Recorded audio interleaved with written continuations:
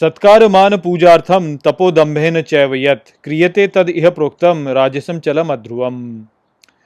नमस्कार मित्रों, ये जो श्लोक है भगवत गीता के 17वें अध्याय का 18वां श्लोक है, जिसे हम आज गहराई से समझेंगे। तो आइए सबसे पहले इसके अर्थ को समझते हैं। तो जो श्लोक है वो कहता है, सत्कार मान पूजार्थम, अर्थात सत्कार मान पूजा के लिए, तपोदम्भेन चैव यत्, अर्थात और जो दंभ के लिए भी तप, क्रियते तद इह प्रोक्तम, अर्थात किया जाता है, उसे यहाँ कहते हैं राजसम चलम अध्रुवम, अर्थात राजसी जो चलायमान अस्थिर होता है। तो यहाँ श्री कृष्ण स्पष्ट करते हैं कि श्लोक 14 से लेकर 16 के बीच में वर्णित जो तप होता है, उसे जब सत्कार, मान, पूजा और दंभ के लिए किया जाता है, तो तब ऐसा जो तप होता है वह रजोगुण के प्रभाव में होता है। और श्री कृष्ण आगे कहते हैं कि इस प्रकार का जो तप होता है वह अस्थिर और चलायमान होता है। तो जब किसी भी कार्य को ईश्वर के लिए किया जाता है, तो उस क्रिया का जो भोक्ता होता है, जो अंतिम भोक्ता होता है उस क्रिया का, वह ईश्वर ही होता है। और इस प्रकार से ईश्वर जो होता है वह ऐसे कार्य के लिए अपना समर्थन प्रदान कर सकता है। क्यों? क्योंकि ऐसा जो कार्य है वह उसके लिए किया जा रहा है। तो जब ईश्वर के लिए कोई कार्य किया जाता है तो उस कार्य में ईश्वर का समर्थन होता है। और क्योंकि ईश्वर जो है वह सर्वशक्तिमान है, तो कोई भी कार्य जब ईश्वर के समर्थन के साथ में किया जाता है तो वह कार्य निश्चित ही सफल होगा। उस कार्य के असफल होने की कोई संभावना होती ही नहीं है, क्योंकि ईश्वर जो है वह सर्वशक्तिमान है। तो जब भी कोई कार्य जो है वह ईश्वर के लिए किया जाता है, वह कार्य स्थिर होता है, उस कार्य में स्थिरता होती ही होती है। किंतु जब कार्य को ऐसे किया जाता है कि वह कार्य जो है वह मान की प्राप्ति से प्रेरित हो, या वह सत्कार की प्राप्ति से प्रेरित हो, या वो कार्य ऐसा हो जो कि दंभ के द्वारा किया जाए, कि दूसरों को ये दिखाने के लिए किया जा रहा है कि देखो मैं कितना श्रेष्ठ हूँ, मैं कितना अच्छा हूँ, या मैं कितना बुद्धिमान हूँ, मैं कितना शक्तिशाली हूँ, इस प्रकार से जब किया जाता है, तो तब वह जो कार्य होता है वह ईश्वर के लिए नहीं किया जा रहा होता है। वह कार्य वास्तव में स्वयं के अहंकार के लिए किया जा रहा होता है। और दुर्भाग्य की बात यह है कि लोग प्रायः इस ही भावना के साथ में कार्य करते हैं कि वह दूसरों को दिखाने के लिए कार्य करते हैं कि देखो मैं कितना बलशाली हूँ, मैं कितना श्रेष्ठ हूँ।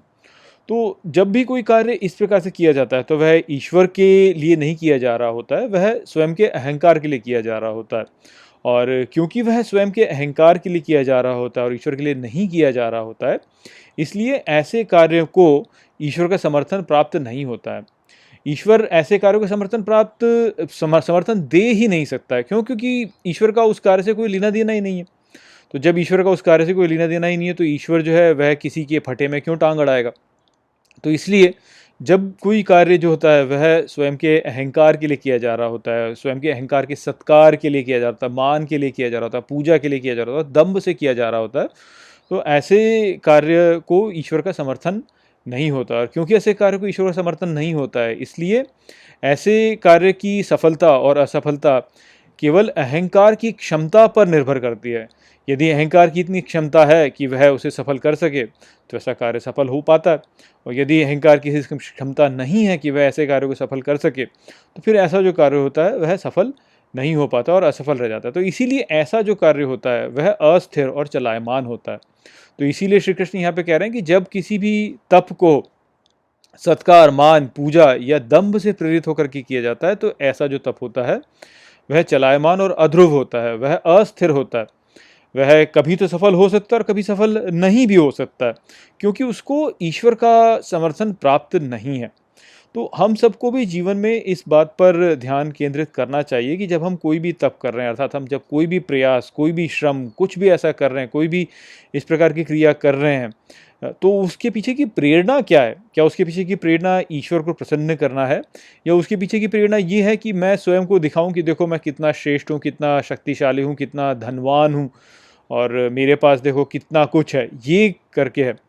होता क्या है कि लोग बड़े बड़े कार्य करने का प्रयास करते हैं, किंतु वह कार्य जो होते हैं, अच्छे कार्य भी होते हैं, वह इस बात से प्रेरित होकर रुके करते हैं वो कि मैं दिखाऊं कि देखो मैं कितना श्रेष्ठ हूँ, मुझे कितने अच्छे अच्छे आइडियाज़ आते हैं, मेरे आइडियाज़ श्रेष्ठ हैं, मैं सबसे अच्छा हूँ।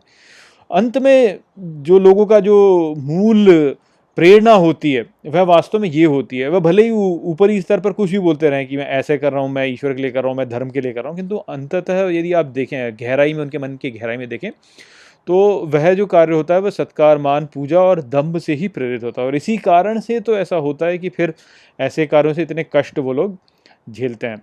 यदि आपको वास्तव में देखना है कि कोई व्यक्ति जो है वह ईश्वर के लिए कर रहा है कि नहीं कर रहा है, तो उसमें आप देखेंगे कि कर्म फल त्याग होगा। यदि व्यक्ति कर्म फल को त्याग करके कार्य कर रहा है, तभी वास्तव में वह ईश्वर के लिए कार्य कर रहा है। तो यही संदेश यहाँ पर श्री कृष्ण का था। आशा करता हूँ कि मैंने इस श्लोक को आपको अच्छे से समझा दिया होगा। चलिए इसी के साथ इस वीडियो को यहीं पे समाप्त करते हैं। नमस्ते।